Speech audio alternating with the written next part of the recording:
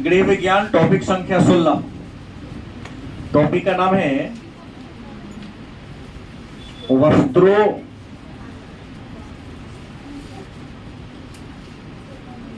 की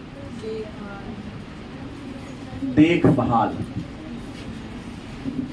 वस्त्रों की देखभाल। तो हम लोगों ने पहले पढ़ा है कि वस्त्र मानव जीवन की दूसरी मूलभूत आवश्यकता है। तो पहली आवश्यकता है भोजन, दूसरी आवश्यकता क्या है और तीसरी क्या है आवास। वस्त्र मानव की दूसरी मूलभूत आवश्यकता है। वस्त्र हमारे शरीर की सुंदरता को बढ़ाती है। वस्त्र हमें ठंडी, गर्मी तथा विभिन्न प्रकार के कीड़ा मकोड़ा से बचाती है। क्योंकि वस्त्र हमारे सौंदर्य को बढ़ाती है, हमें गर्मी ठंडी से क्या करती है बचाती है। तो वस्त्र को खरीदते समय और उसको संजोग कर रखते समय भी हमको उचित देखरेख करना पड़ेगा। क्योंकि कहता है कि वस्त्र का यदि उचित तरीके से देखभाल न किया जाए, वस्त्र का यदि उचित तरीका से देखभाल न किया जाए तो वस्त्र बहुत जल्दी क्या हो जाएगा खराब हो जाएगा। गलत कि सही? अब सवाल है तो वस्त्र की बचाव कैसे करें? बचाव क्यों करें? क्योंकि वस्त्र कितना महंगा खरीद के लाओ, बढ़िया से उसको साफ नहीं करो, लाओ उसको धुलाई नहीं करो, इस्त्री नहीं करो, तो कितना कीमती वस्त्र होगा, देखने में कूड़ा ही लगेगा, वो कवारा ही लगेगा। तो प्रश्न है कि वस्त्र के देखभाल के नियम क्या है? एक प्रश्न होगा वस्त्र के देख रेख के नियम। वस्त्र के देख रेख के नियम क्या है? याद रखें, वस्त्र के देख रेख का पहला नियम है वस्त्र को हवा लगाना। क्या है? वस्त्र को हवा लगाना व झाड़ना। वस्त्र के देखरेख का पहला नियम क्या है? वस्त्र को क्या लगाना है और क्या करना है? देखिए, बहुत ऐसे कपड़े हैं, आप लोग क्या करते हैं कि कपड़ा तो खास करके दो प्रकार के हम लोग के पास है। एक ठंडी महीना में पहनने वाला कपड़ा, एक गर्मी के महीना में पहनने वाला कपड़ा। अभी हम लोग गर्मी में पहना जाने वाला कपड़ा पहन, हल्का कपड़ा पहन रहे हैं। और जिसको ठंडी में पहनते स्वेटर, जैकेट, ये सब कहाँ रख दिए हैं? अपने बक्सा पेटी में रख दिए हैं।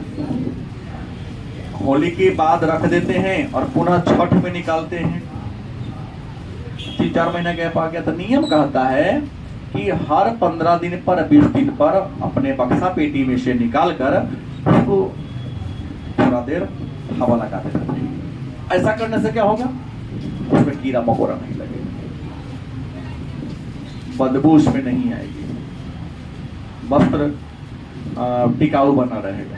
और लगातार एक ही मोड़ पर फोल्ड पर बहुत दिन रहेगा तो देख फटेगा तो फोल्डेबल से फटेगा। गलत से? तो कुछ ऐसे वस्त्र है जो पानी से धोआ, कंबल बार बार पानी से धोइएगा नहीं। कंबल में क्या करो, धूप में उसको टांग दो, डंडा लेके दो, चार पीट दो, सारा गंदगी उसमें से क्या होगा नहीं।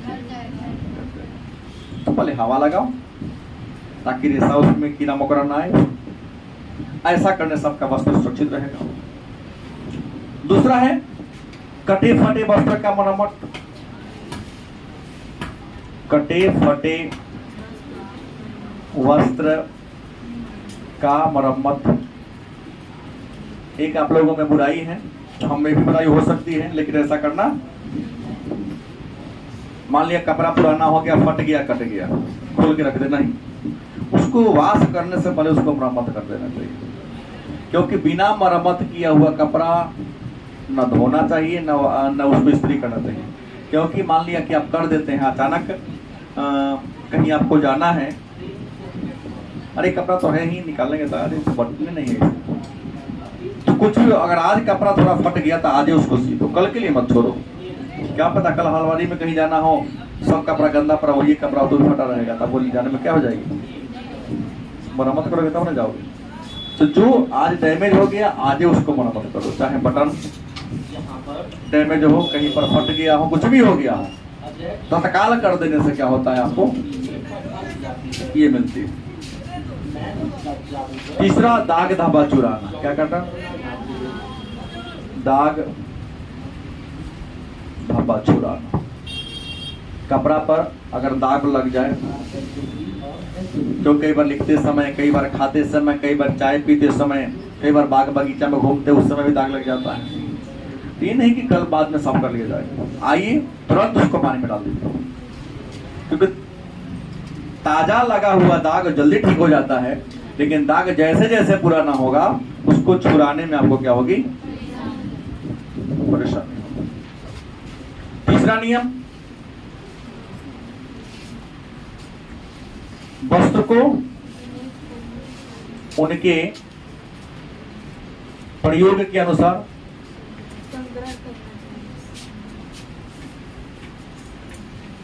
आप वस्त्र का प्रयोग कब करते हैं? गर्मी वाला वस्त्र अलग है, ठंडी वाला वस्त्र क्या है, तो उस हिसाब से आपको संग्रह करना पड़ेगा, इकट्ठा करना पड़ेगा।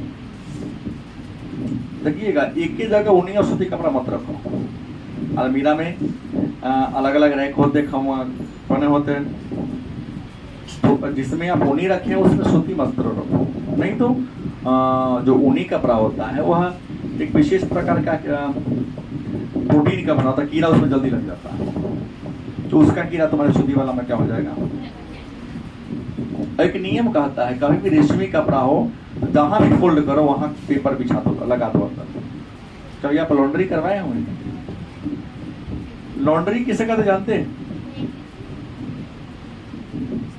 नहीं जानते हैं? लॉन्ड्री क्या है? लॉन्ड्री क्या है, चाहे लॉन्ड्री कहते किसे? तो कपड़ा को साफ करने के बाद सूर्य के गर्मी में सुखाकर आयरन करना लॉन्ड्री कहलाता है। कपड़ा को धोने, सुखाने और इस्त्री करने तक की प्रक्रिया को क्या कहते हैं? लॉन्ड्री करना। कपड़ा अगर गंदा हो गया है, सुखाना, धोना, सुखाना और क्या करना? इस्त्री करना, माने आयरन करना। इन सभी प्रक्रम को सम्मिलित रूप से क्या कहते हैं? तो कपड़ा को हमेशा संग्रह करिएगा मौसम के हिसाब से। ये नहीं कि गर्मी वाला कपड़ा के साथ ठंडी वाला घुसाओगे तो निकालने में सब का फुल टूट जाएगा। तो मौसम के हिसाब से अलग अलग आप ड्रॉल बनाएंगे, वहां पर इसको आप संग्रह करेंगे। और पांचवा क्या है? वस्त्र की धुलाई। वस्त्र की समय समय पर वस्त्र की धुलाई हो, वस्त्र टिकाऊ और मजबूत बना रहेगा। तो वस्त्रों के संग्रह के जो नियम है हमने बता दिया, गलत कि सही? अगला है धुलाई के तत्व। अगला प्रश्न क्या है? धुलाई के तत्व। अच्छा, धुलाई मतलब क्या होता है? कपड़ा को साफ करना ही धुलाई कहलाता है। कपड़ा को साफ करना क्या कहलाता है? और धुलाई में अनेक सारे तत्व आते हैं। इसमें सबसे पहला तत्व क्या है? जल। धुलाई का सबसे महत्वपूर्ण तत्व क्या है? जल को अंग्रेजी में क्या कहते हैं? वाटर कहते हैं। धुलाई का सबसे महत्वपूर्ण उपकरण क्या है? जल। क्योंकि कपड़ा को धोने और खंगालने में 99% पानी लगता है, मात्र 1% ही डिटर्जेंट या टिकिया लगता है। तो कपड़ा को अगर आप धोते हैं तो कपड़ा से साबुन या डिटर्जेंट बाहर निकालने के लिए किसकी जरूरत होती है? पानी की जरूरत होती है। हालांकि पानी कपड़ा को साफ नहीं करता, याद रखिएगा। पानी कपड़ा को साफ करता है क्या? नहीं करता है। पानी कपड़ा को गीला करता है, और गीला जैसे ही कपड़ा हुआ तो कपड़ा का जो रेशा सब है उसका गह क्या हो गया? फ्री हो गया। डिटर्जेंट उस गह में क्या होता है? घुस जाता है, और घुस कर जैसे हम हाथ से या मशीन से उसको घर्षण पैदा करते हैं तो धागा के अंदर का गंदगी क्या होता है, बाहर होता है और पानी उसको बाहर निकाल देता है। माने गंदगी डिटर्जेंट साफ करता है, डिटर्जेंट के जो कपड़े में घुस जाता है तो पानी उसको क्या करता है, बाहर निकालने का काम करता है। तो रासायनिक प्रक्रिया करता है डिटर्जेंट। अब जल जो होते हैं यह दो प्रकार के होते हैं। एक मृदु जल, एक क्या होता है, कठोर जल। क्या होता है, तो जिस जल में calcium, magnesium, calcium hydroxide, magnesium hydroxide जो ना पानी में मौजूद है उसे कहते हैं कठोर जल। और जो हम लोग पीते हैं उसको क्या कहते हैं, याद रखिएगा, कठोर जल में कपड़ा साफ नहीं होता है। कठोर जल में कपड़ा साफ नहीं होता है।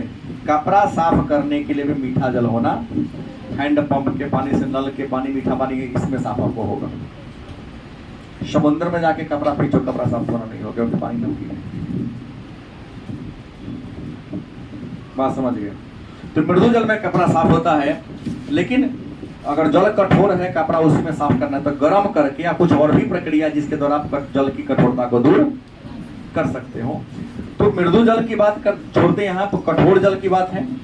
तो जल में कठोरता दो प्रकार का होता है। कठोर जल के कितने प्रकार हैं, एक होता है अस्थाई कठोर और दूसरा क्या है, अस्थाई। जल की कठोरता के कितने प्रकार हैं, एक अस्थाई कठोरता और दूसरा कौन है।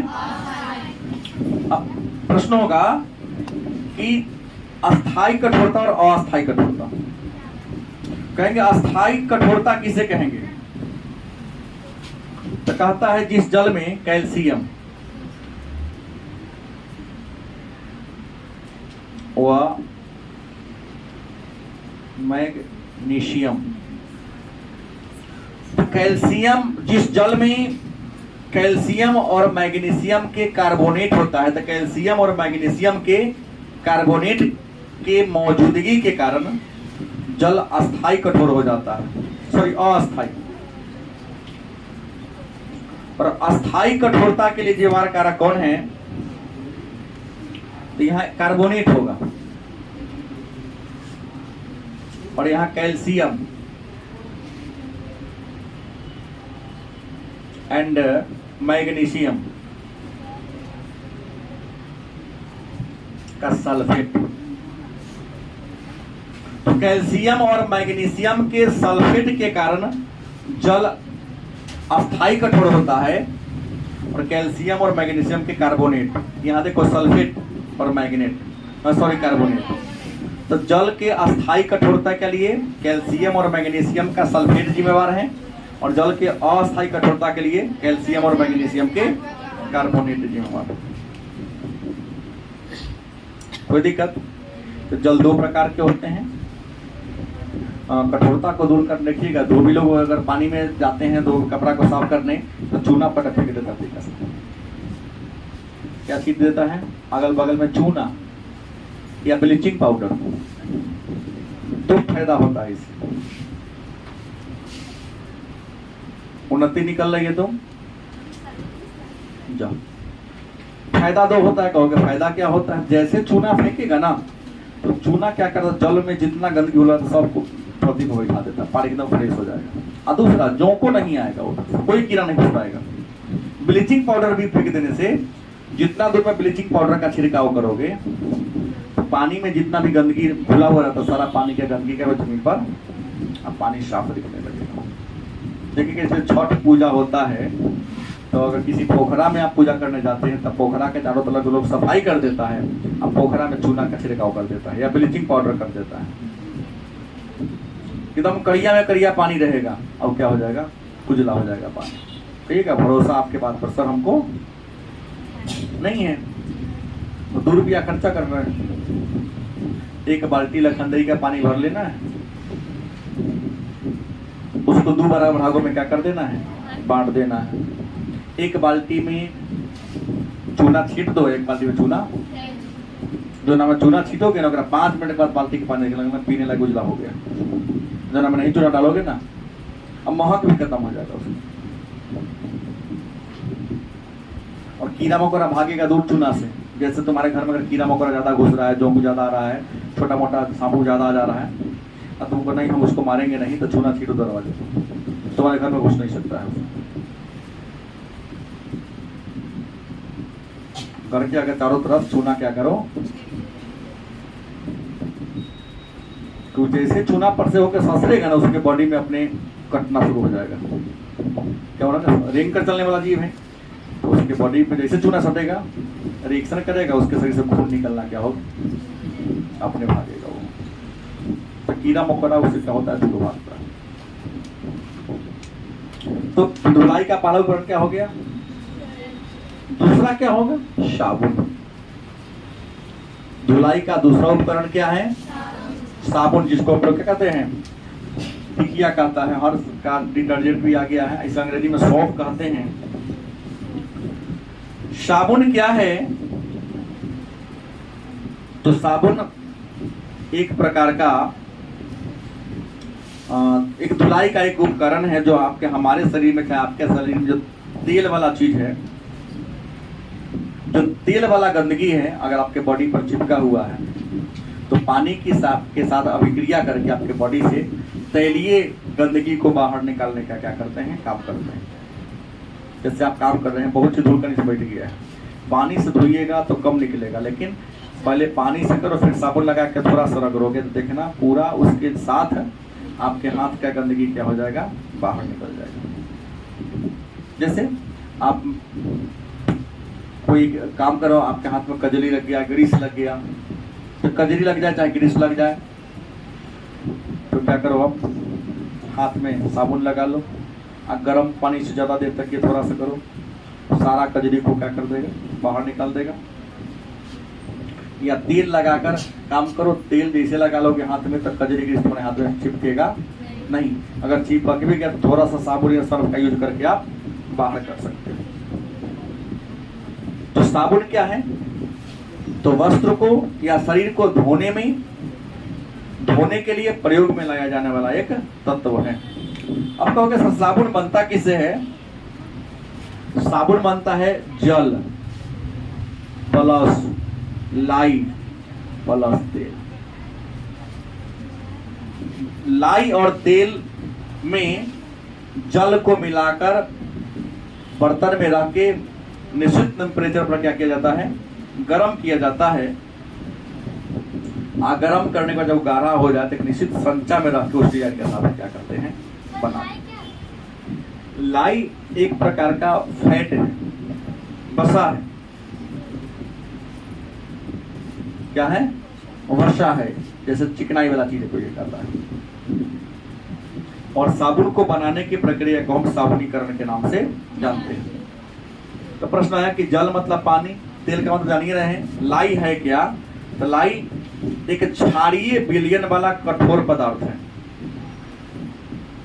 क्षारीय विलयन वाला कठोर पदार्थ जो सोडियम हाइड्रोक्साइड का बना होता है। क्षारीय विलयन वाला, क्षारीय घोल वाला एक पदार्थ, कठोर पदार्थ जो सोडियम हाइड्रोक्साइड से बना हुआ है, और यह साबुन का एक अंग है। तो जल, लाई और तेल से साबुन का क्या होता है, निर्माण होता है। इसके अलावा साबुन में लगता 3 गो, तो मैंने मेन कह दिया, लेकिन साबुन में सबसे पहले क्या लगता है, जल का प्रयोग होता है बनाने में। दूसरा क्या होता है, लाई का प्रयोग होता है। तीसरा क्या होता है, सोडियम सिलिकेट, सोडियम सिलिकेट। चौथा क्या है, मांड। पांचवा क्या है, रेशीन। छठा क्या है, नमक। इतने चीज के मिलाने से साबुन बनता है। मन में होगा सर सबसे बढ़िया साबुन कौन होता है,